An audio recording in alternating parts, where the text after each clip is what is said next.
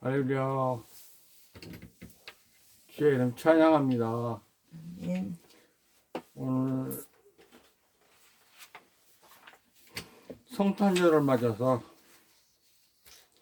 어린 양이 오셨다 하는 제목을 가지고 서로 말씀을 나누기를 원합니다. 아멘. 그리스도가 탄생한 밤에 하나님께 제사 드리는 제물로 드리기 위하여 양을 키우는 네갑자손 목자들에게 천사의 무리가 그 탄생 소식을 알리며 찬양을 합니다. 메시아 탄생을 아무도 알지 못했는데 그 시대에 양치는 목자에게 천사가 나타나서 알리고 찬양한 것은 이제 양이 되신 분이 오심으로 양으로 제사 드릴 필요가 없음을 알리기 위하여 이들에게 알린 겁니다. 왜냐하면 예수님이 진짜 어린 양이다. 성전에 제물로 쓰는 양은 네갑자손에 키운 양만 사용했다고 합니다. 이들은 소식을 듣고 즉시 달려가 베들레헴에 누워있는 메시아를 목격하고 경배하고 들어가서 많은 사람들에게 알리게 됩니다. 누가복음 2장 10절부터 14절까지 읽겠습니다. 그 천사가 그들에게 이르되 두려워하지 말라. 보라, 내가 온 백성을 위한 큰 기쁨의 좋은 소식을 너희에게 가져오노라. 이날 다윗의 도시에 너희를 위해 구원자 곧 그리스도 주께서 태어나셨느니라. 싸매는 천에 쌓여 구유에 누인 아기를 너희가 볼 터인데 이것이 너희에게 표적이 되리라 하매 갑자기 하늘 군대의 무리가 그 천사와 함께하며 하나님을 찬양하여 이르되 가장 높은 곳에서는 하나님께 영광이요 땅에서는 평화와 사람들을 향한 선하신 목적이로다 하니라. 아멘. 아멘. 여기에 표적이라고 나온 데가 있습니다. 싸매는 천이라고 하는데 이것은 뭐냐면 제사장들이 옷이 헤어질 때까지 입는 겁니다. 제사장이 많잖아요. 24반열이니까 많습니다. 그리고 그 제사장 그 안에서 일하는 사람들 다 제사장에 속하니까 옷이 무척 많습니다. 그런데 그게 매년마다 이제 쓰레기통으로 들어갈 수 있도록 아니면 쓰레기로 나오는데 옷이 기한 시대잖아요. 기한 시대니까 그걸 여기 다른 성경에는 강보라고 번역을 했습니다. 그런데 제사장들이 입었던 옷입니다. 그러니까 부드럽고 이마포로 짜서 아주 좋은 거잖아요. 그러니까 예수님을 그거로 쌌다고 하는 얘기예요. 아기를 낳는 사람들이 그거를 구해다가 놓는다고 그렇게 얘기를 합니다. 그게 표적이랍니다. 하나. 첫 번째. 근데 예수님께 태어나서 구유로 누워있던 유대 베들레헴 에는 집집마다, 그러니까 이스라엘에는 집집마다 자가용 못하고 다는 당나귀들을 키우는데 마구간이 집집마다 있습니다. 그러니까 그리스도 탄생에 더불어 천사들이 알림으로 신약시대의 찬양이 이어져 가는데 예수님이 누워있던 장소에서 카메라 슬쩍 돌려서 공식 생애를 시작하는 장면을 가려고 합니다.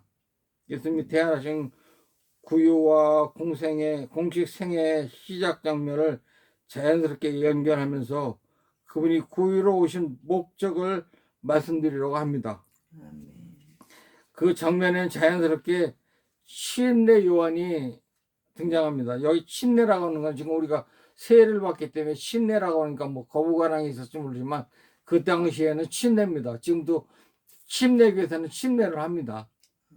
왜냐하면 세례는 물 묻혀서 그냥 머리에다 얹는 거지만 그것도 같은 예식이잖아요.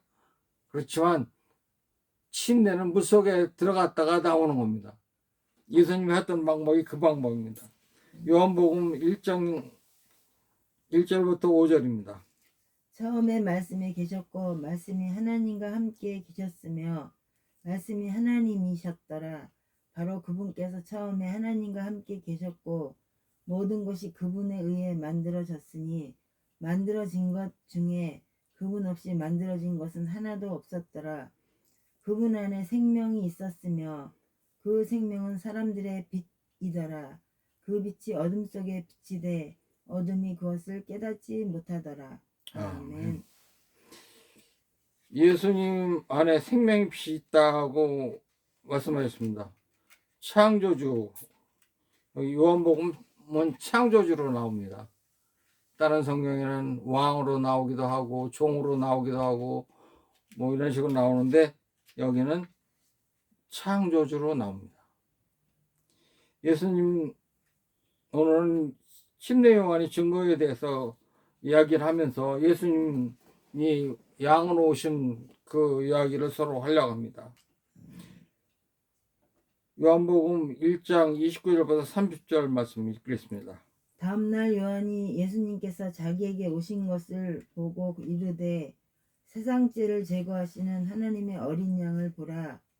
내가 말하기를 내 뒤에 오시는 분이 있는데 그분께서 나보다 앞서신 것은 그분께서 나보다 먼저 계셨기 때문이라 하며 언급한 분이 곧 이분이라. 아멘. 아멘.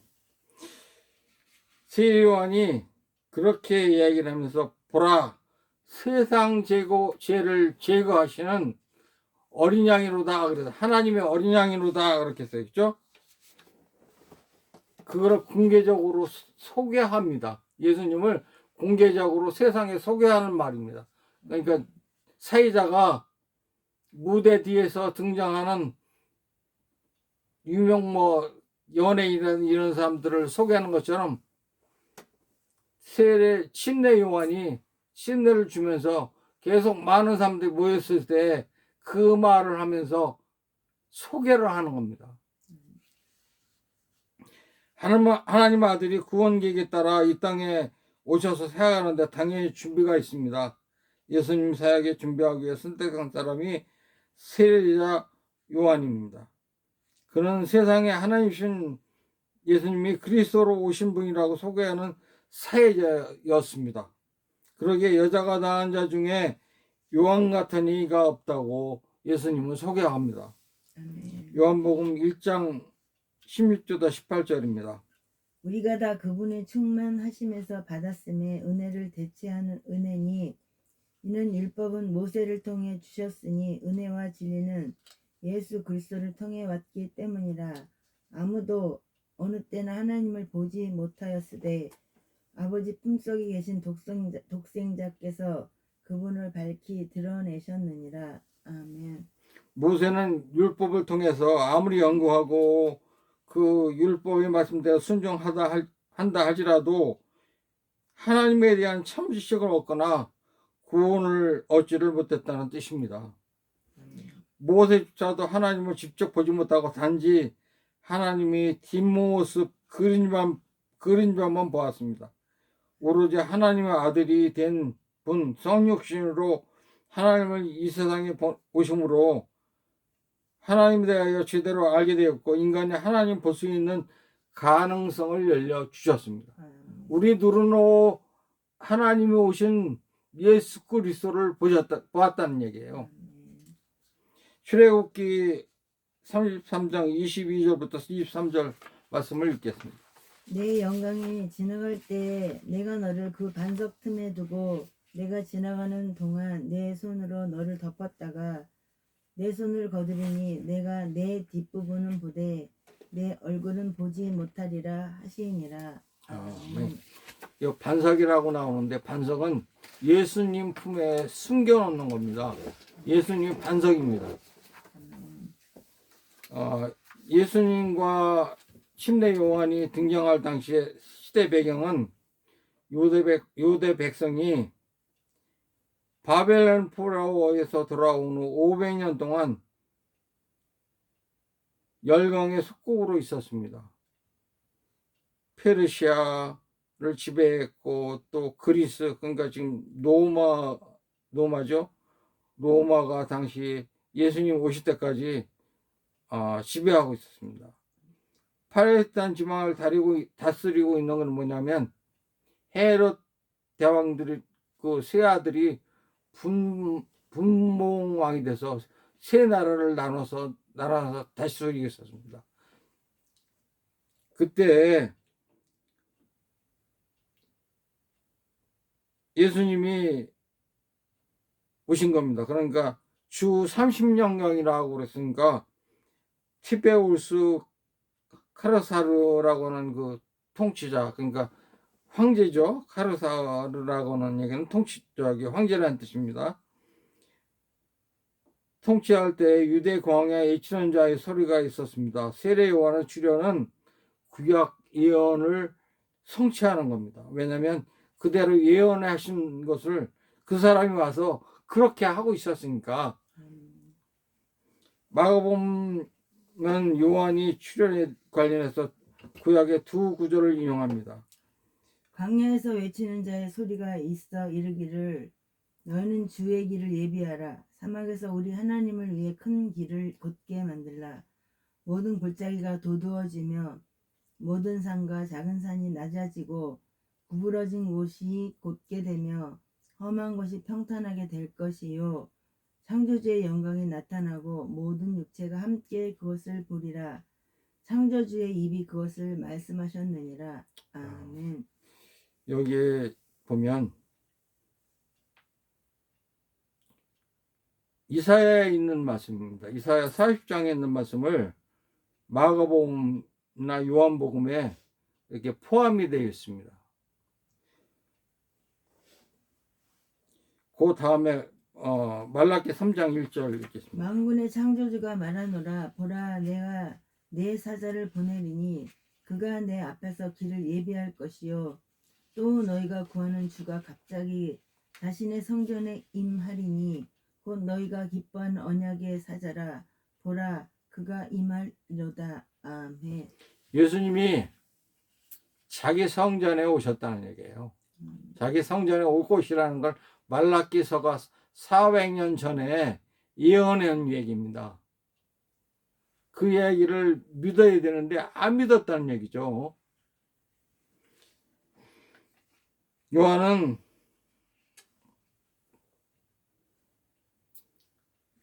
내 사자를 내 앞에 보내노니 그래서 길을 예비하라 그러게. 어느 날 갑자기 유대 땅에 나타났는데 누구냐면 엘리야처럼 낙타 털 옷을 입고 가지고 오시죠. 그러니까 제일 싸고 제일 그 냄새나고 사람들이 보면 저런 옷을 입는 사람이 있나 할 정도로 아주 척박한 옷이랍니다. 이게 좋은 옷이 아니고, 그러니까 엘리야가 그런 옷을 입고 있었다는 거예요.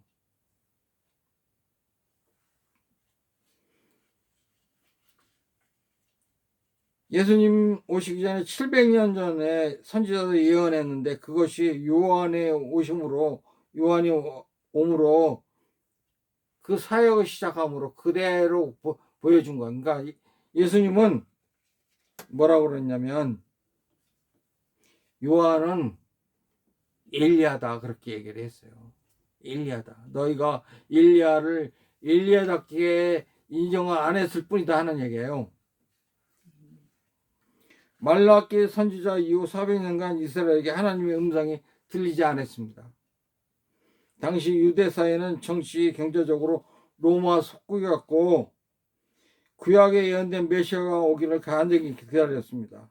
메시아가 오시면 그들의 로마의 앞에서 해방시켜주고 전 세계에 흩어진 디아스포라 유대인들을 이끌 것이라고 기대하고 있었습니다. 그런데 그 중에 낙타 털옷을 입고 가족띠를 띠고 일리와 같은 모습으로 한 그 사람이 나타나서 회개하라 천국이 가까웠느니라고 외치기 시작했는데 사람들이 그 앞에 많은 사람들이 와서 침례를 받았다고 합니다. 침례는 그 전에 뭐냐면 우슬초불을 찍어서 유대인이 되는 표를 할 때 정결 의식을 제사장이 행했다고 합니다. 왜냐하면 이방인이 유대인으로 들어오는 과정을 할 때 정결하는 의식이었다는 거예요. 근데 그거를 침례 요한은 물 속으로 끌고 들어간 겁니다. 그래서 물에서 깨끗함을 받아라. 그러니까 물로 침례를 주는 겁니다. 구약시대의 유대인이나 또는 이방인 중에 죄를 지어 회중에서 쫓겨났다가 회복되는 유대인에게 우슬초를 아까 찍었죠. 이방인이 아니라 유대인들이 침례를 받았습니다. 침례받은 사람들이 이방인이 아니었다는 얘기예요. 하나님이 이방인과 다름없는 죄인이요 그들도 하나님 백성으로 회복할 것을 상징하는 겁니다. 유대인이라고 해서 다 구원받는 게 아니고 예수 그리스도를 믿어야 구원을 받는데 그것을 뭐냐면 어린 양의 피를 인정하는 겁니다. 마가복음 1장 4절입니다. 요한이 광야에서 침례를 주고 죄들의 사면을 얻게 하는 회개의 침례를 선포하며 유대 땅 시골에 있는 모든 사람들이 예루살렘에 있는 사람들에게 요한이 나왔다고 합니다. 그들의 모습에서 속에서 당시 유대인들이 얼마나 고달프고 영적으로 갈급했는지 하나님 의를 간절히 기다리고 있었는지 알게 됩니다. 침례 요한의 사역은 본질을 밝힙니다. 요한복음 1장 26절부터 27절입니다. 요한이 그들에게 대답하여 이르되 나는 물로 침례를 주거니와 너희가 알지 못하는 한 분이 너희 가운데 서 계시니 곧 내 뒤에 오시지만 나보다 앞서신 분이시라. 나는 그분의 신발끈을 풀 자격도 없노라 하더라. 아멘. 아멘. 예루살렘에서 보낸 자들이 요한에게 와서 당신이 선지자냐 메시아냐 엘리야도 아니고 선지자도 아니면 네가 어찌하여 침례를 주느냐 제사장만 할 수 있는 권한을 네가 한번 하느냐는 얘기예요. 요한은 그들에게 대답을 하기보다 자신 침례 사역은 인간 대표로 죄를 메시아 어린 양에게 덮어 씌우는 일을 연관시켜 설명을 합니다. 당시 그 종이 하는 역할은 뭐냐면 예수 그리스도의 사역을 준비하는 것뿐이다. 또 요한이 자기가 침례를 목적은 예수님이 이스라엘에게 나타났는데 요한에게 주어진 임무가 뭐냐면 제사장 임무를 주어서 모든 죄를 예수 그리스도에게 덮어 씌우는 겁니다. 그러니까 예수님이 죄인이 아닌데 죄를 양에게 전가시는 것처럼 침례를 줌으로 죄인을 만들어 버리는 겁니다. 그래서 십자가에서 주는 겁니다. 양은 종교적으로 희생제물에 쓰는 제물이나 양이나 염소를 같이 여겼습니다. 요한복음 1장 29절 말씀 다시 30절까지 다시 읽겠습니다. 31절까지.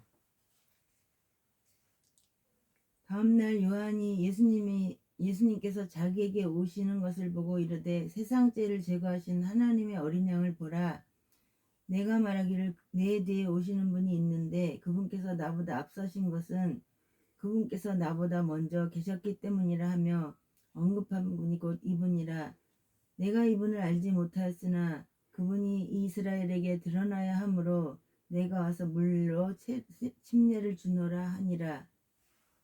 그러니까 침례 요한이 외친 게 뭐냐면 침례를 자꾸 주니까 사람들이 모이잖아요. 관심을 갖게 됩니다. 그때 예수님이 등장하는 겁니다. 근데 예수님이 누군지 모르는 거예요. 요한도 성령님이 알게 하시는 분이 오는데 그분이 오시면 비둘기 같은 성령이 그에게 임하실 것이다. 딴 사람에게 보였을까요? 안 보였습니다. 요한에게만 보였습니다. 그래서 어린 양께 아담의 죄를 넘겨 씌워서 그러니까 전가를 시켜서 죄인 만드는 게 누구냐면 침례 요한이었다고 합니다. 양은 종교적으로 희생제물로 쓰이는데 양이나 염소를 같이 여겼다고 합니다. 제물로는. 그러면 양 뭐 따로 아니면 염소 따로 구매하는 게 아니라 흠이 없으면 사용했다는 얘기예요. 특히 이스라엘 백성이 이집트를 빠져나올 때 어린 양에 희생시킨 피를 문설주에 바르고 나서 장자의 죽음을 면했습니다. 레위기 16장 18절에 보면 속죄일에 순염소 2마리를 취하는데 제비를 뽑아서 한 마리는 창조주께 잡아서 피를 흘려서 번제를 드리는 것을 하고 한 마리는 뭐냐면 아세설 염소라고 하는데 죄를 제사장이 기도해서 안수해서 이스라엘 백성들의 죄를 다 거기다 씌웁니다. 그래서 사막으로 내모는데 어떤 거냐면 막 침을 뱉고 때리고 돌로 던지고 막 아주 잔인하게 합니다.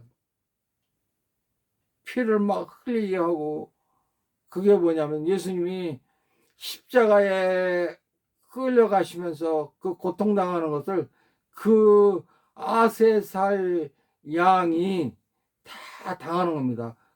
예수님은 그 두 가지를 다 하신 거예요.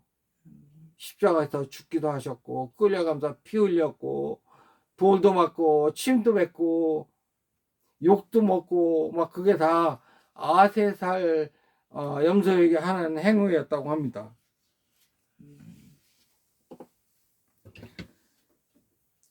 예수님이 이 땅에 오신 건 예수 그리스도께서 이 땅에 오신 것은 이스라엘 사람만 아니라 온 세상에 사는 모든 사람들 아담의 후손들을 다 구원하기 위하여 자신이 하나님인데 육신을 입고 아담처럼 내려오셔서 아담의 지은 죄를 대신 지고 죽었다는 얘기예요.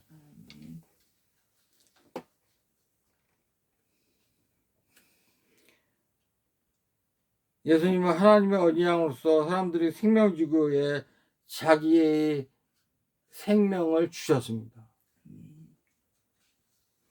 요한은 성령의 감동 가운데 예수님이 하시는 것을 그것을 보고 그분이 하나님 아들이심을 증거했습니다.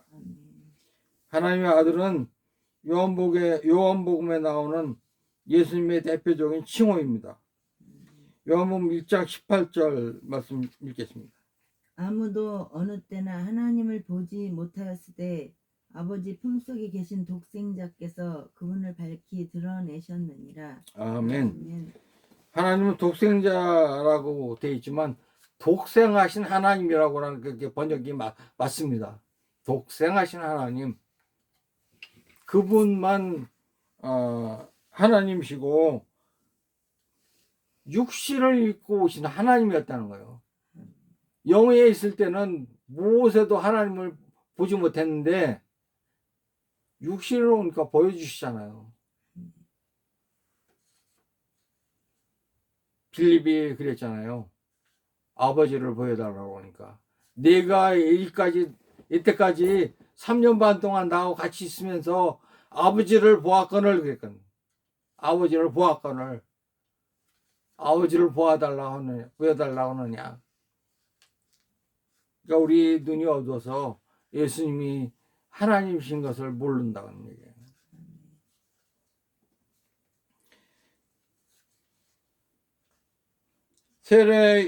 침례자 요한은 예수 그리스도의 길을 예비하는 약속된 하나님의 메신저였습니다. 그러니까 사회자였습니다.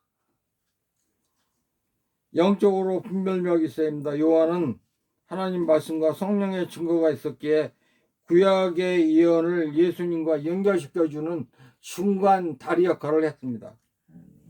예수 그리스도가 하나님의 아들이심을 확신했고 사람들에게 예수님을 담대히 소개했습니다.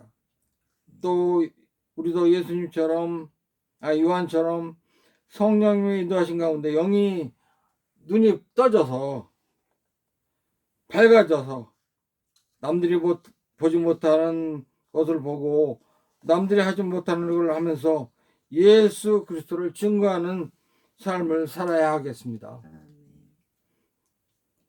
사도행전 1장 4절부터 5절까지 읽겠습니다.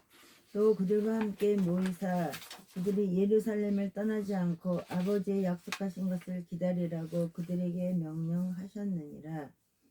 그분께서 이르시되 약속하신 것에 대해서는 너희가 내게서 들었나니 참으로 요한은 물로 침례를 주었으되 너는 이제부터 많은 날이 지나지 아니하여 성령님으로 침례를 받으리라 하시느니라. 아멘. 성령님이 임하시면 예수 그리스도 영으로 우리에게 임하신 것입니다. 성령님의 조명이 없으면 아무리 설교를 많이 듣고 해도 깨달음이 없고 말씀대로 살겠다는 욕망도 열망도 생기지 않습니다. 말씀이 육신이 돼 우리 가운데 예수님이 오셨던 것처럼 기록된 말씀이 성경인 우리에게 살아있는 말씀으로 가슴에 와 닿아야 됩니다. 성경에 기록된 말씀이 성령의 조명을 통해서 영안이 열려져 깨닫게 할 뿐 아니라 그 말씀대로 살면서 많은 열매를 거두시기를 주의 이름으로 축복합니다. 두 번째는 사명을 충실히 해야 됩니다. 침례자 요한은 엘리야처럼 주의 날이 임하기 전에 이스라엘의 성결을 위해서 사명을 시작한 날부터 철저하게 광야에서 살았습니다. 당시 시리아나 소아시아 지방까지 예수님을 메시아를 가르치면서도 침례자 요한을 숭배하는 무리들이 많이 있었으나 요한이 영향이 얼마나 컸던지 짐작할 수 있습니다. 수많은 사람들이 군대같이 몰려와 자기의 메시지를 듣습니다. 자기 앞에 무릎을 꿇고 죄를 자복합니다. 이스라엘 사람들을 치고 요한의 이름을 모르는 사람이 없습니다. 그런데 그는 나는 아니라고 합니다. 나는 아니다. 나는 메시아가 아니다. 선지자가 아니다. 그렇게 이야기를 합니다. 교주들은 갑자기 숭배를 받기 시작하면 많은 사람들이 와서 자기 앞에 좀 이렇게 좀 알짱대기 시작하면 갑자기 내가 메시아다 뭐 이런 사람 많잖아요. 보통 많은 게 아닙니다. 갑자기 뭐 잘 알고 있던 사람도 자기가 메시아라고 발표해가지고 한참 애먹고 그런 사람도 있고 그냥 메시아처럼 숭배받다가 죽은 그런 사람도 있고 교파를 만들어 놓고 죽은 사람도 있고 뭐 별 사람 다 있습니다. 왜냐하면 요한처럼 자기에게 주어진 사명을 감당하면 많은 사람들이 자기 앞에 와서 막 죄를 자복하고 막 그러니까 자기가 우쭐해지는 마음이 생깁니다. 절대 그러면 안 됩니다. 이거. 목사들이 특별히 아주 조심해야 될 뿐입니다. 모든 사람들이 요한을 하나님 보낸 사람으로 여겼습니다. 겸손해야 됩니다. 사도행전 18장에 보면 에베소에서 사역하던 아볼로라고 하는 사람이 있었는데, 그는 예수 그리스도의 복음을 전하고 가르치고 있으나 요한의 침례만 알 뿐이었다고 하는 거예요. 왜냐하면 요한이 얼마나 영향이 컸으면 요한은 알고 있는데 예수 그리스도를 모르는 거예요. 복음을 전하면서도.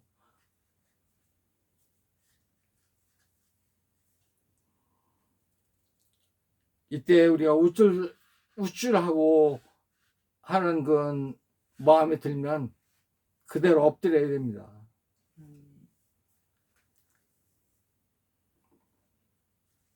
그러기에 우리들은 중심이 예수 그리스도의 증인 된다고 하는 것만 있어야지, 괜히 딴 사람들보다 좀 특출하게 한다고 해서 막 이상한 쪽으로 이렇게 가는 사람들을 좀 조심해야 됩니다. 앞세우려고 하면 절대 안 됩니다. 자기가 앞서려고 하면.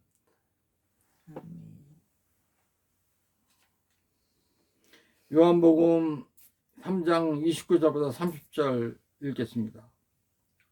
신부를 얻는 자는 신랑이나 서서 그의 말을 듣는 신랑의 친구가 신랑의 음성으로 인하 크게 기뻐하나니, 그런즉 나의 이 기쁨이 성취되었노라. 그분은 반드시 흥하여야 하되 나는 반드시 쇠하여야 하리라 하니라. 아멘. 아멘. 세례 요한은, 침례 요한은 예수님이 결혼식 할 때 신랑처럼 높이 들려지길 원한 거예요. 자기는 들러리로 뒤에 서 있는 사람으로 신랑의 음성을 더 내세우길 원했습니다. 근데 우리는 그렇지 않습니다. 조금만 누가 인정해주고 사람들이 많이 모이기 시작하면 갑자기 마음이 이상해지고, 거기서 교주가 나오고 막 그러지 않습니까? 우리 깊이 생각해야 됩니다. 이 문제 깊이 생각해야 됩니다. 특별히 주의 큰 은혜를 받은 사람들이 더 조심해야 됩니다. 너도 예수님 관계 밖에 자신의 본질을 깨달을 수 없으며 예수님을 통해서만 삶의 의미가 있습니다. 예수 그리스도만 통해서 하나님 아버지를 알 수 있고 성령님도 알 수 있습니다. 예수 그리스도를 모르면 성령님을 알 수 없는 겁니다. 아니면 아버지도 알 수 없는 겁니다. 그러므로 아버지를 알기를 원하는, 하나님 아버지를 깊이 알기를 원하는 분은 예수 그리스도를 깊이 아시길 바랍니다.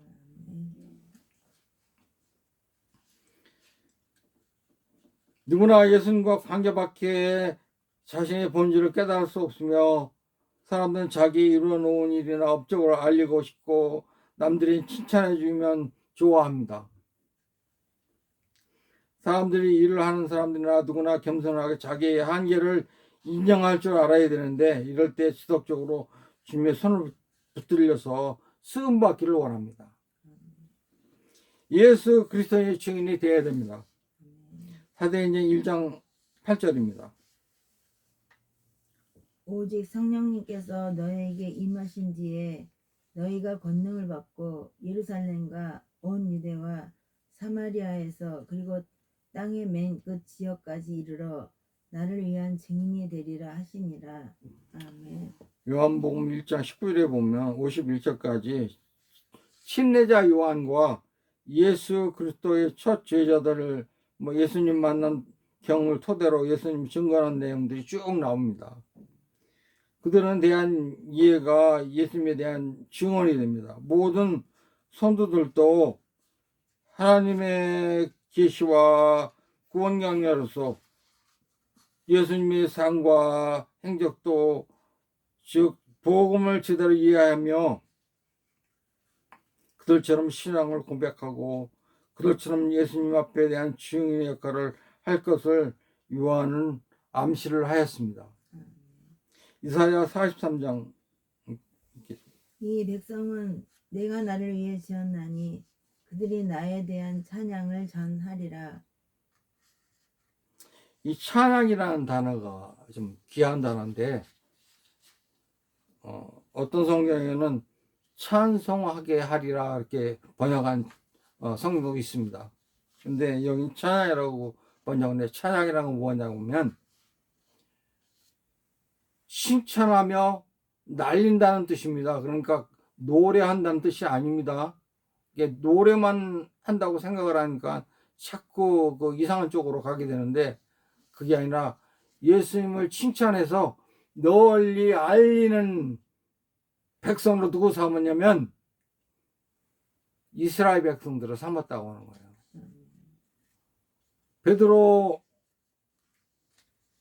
베드로에도 보면 택한 백성이요 이렇게 쭉 나오잖아요. 거기도 보면 마지막에 빛으로 들어가게 하신 분을 선전하게 하려 하심이라고 되어 있어요. 그게 찬양이라는 단어입니다.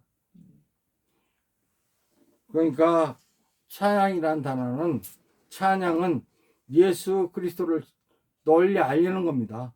널리 날리는 겁니다. 알려주는 겁니다. 근데 요즘은 노래하는 게 찬양인 줄 알고 그렇게 이해하시는 분들이 많습니다. 그것도 찬양, 노래를 통해서 전하는 것도 맞긴 맞습니다. 그러나 그게 꼭 찬양이라고 볼 수는 없습니다. 생활과 또 자기에게 주어진 책임과 이런 것들 다 통해서 예수님을 드러내야 됩니다.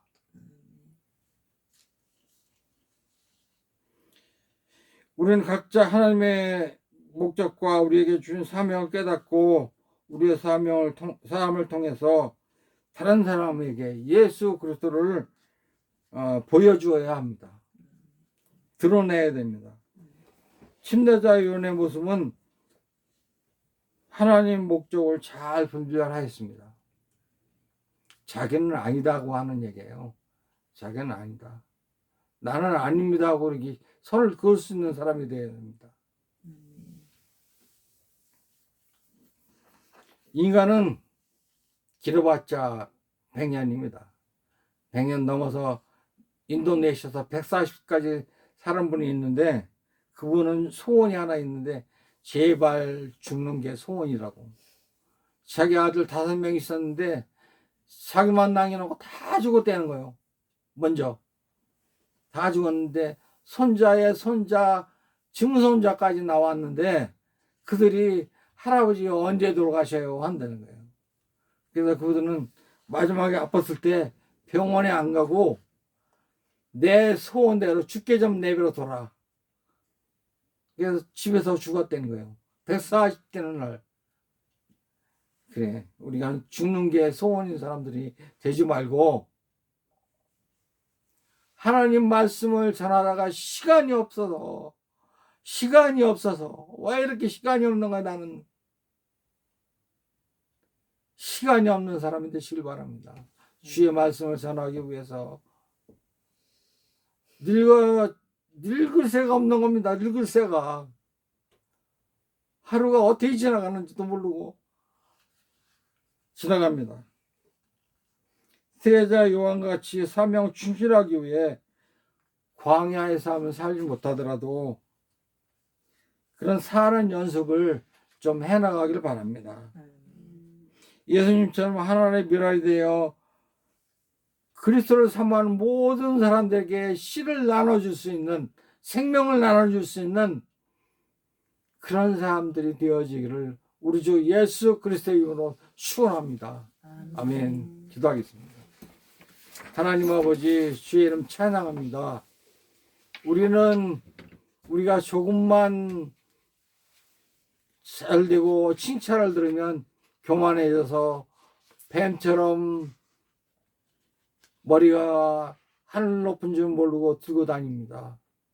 겸손하게 하시고 머리 숙이게 하시고 주님을 벗어나지 않게 하여 주옵소서.